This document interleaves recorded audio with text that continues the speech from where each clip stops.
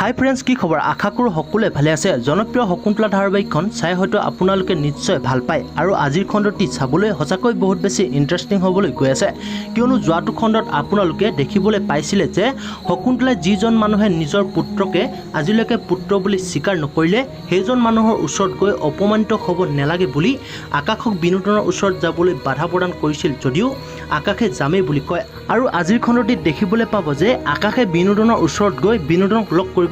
আকাশ যে বিনোদনৰ পুত্ৰ এই কথা ক'ব। এই কথা শুনি বিনোদনৰ হাৰ্ট এটেক হৈ চেঞ্চলেছ হৈ ঢলি পৰিব। এতিয়া বাৰু বিনোদনৰ শকুন্তলাক ক্ষমা খুজিবলৈ পোৱাৰ আগতেই মৃত্যু হ'ব নেকি? আৰু ইফালে উদয়ন আজি শকুন্তলা ঘৰলৈ আহিব আৰু আকাশক অয়ন আৰু বিনোদন ডক্টৰ নামৰ ব্যক্তি দুজনে ব্যৱসায়ত আকাশে পিছ পেলোৱাৰ কাৰণে আকাশক মাৰিবলৈ খুজিছে বুলি ক'ব। আৰু শকুন্তলাই শুনি আচৰিত হ'ব। ইমান দিনে অতীতৰ বিনোদনৰ স্মৃতিবোৰ সোমাই থোৱা ডায়েৰীখন শকুন্তলাই জ্বলাই পেলাব। এতিয়া বাৰু শকুন্তলা আৰু বিনোদনৰ মিলন হোৱাটো সম্ভৱ হ'বনে? নে আকাশে ইমান দিনে অনায়াসে ভাল পাই অহা 25 বছৰ আগতে শকুন্তলাক বিয়াৰ প্ৰস্তাৱ দিয়া উদয়নৰ লগত সংসাৰখন আগবঢ়াবলৈ ক'ব নেকি?